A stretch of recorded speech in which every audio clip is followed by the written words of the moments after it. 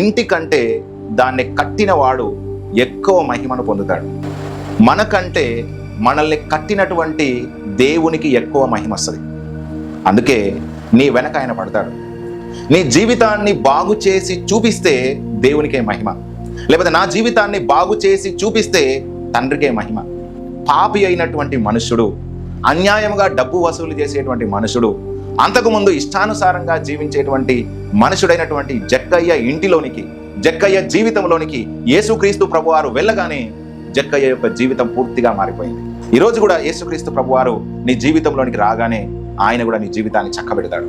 ఎక్కడెక్కడ నీవు లోపంగా ఉన్నావు, ఎక్కడెక్కడ అన్యాయంగా ఉన్నావు, ఎక్కడెక్కడ మోసపోతున్నావు, లేకపోతే ఎక్కడెక్కడ మోసం చేస్తున్నావు, జీవించకూడని జీవితాన్ని ఎక్కడెక్కడ జీవిస్తున్నావు, ఆ చోట్ల నెల్లా యేసుక్రీస్తు ప్రభువారు నీ మనస్సాక్షితోను, నీ హృదయముతోను, నీ అంతరంగముతోను పని చేసి ఆయన నిన్ను పరిశుద్ధపరుస్తాడు.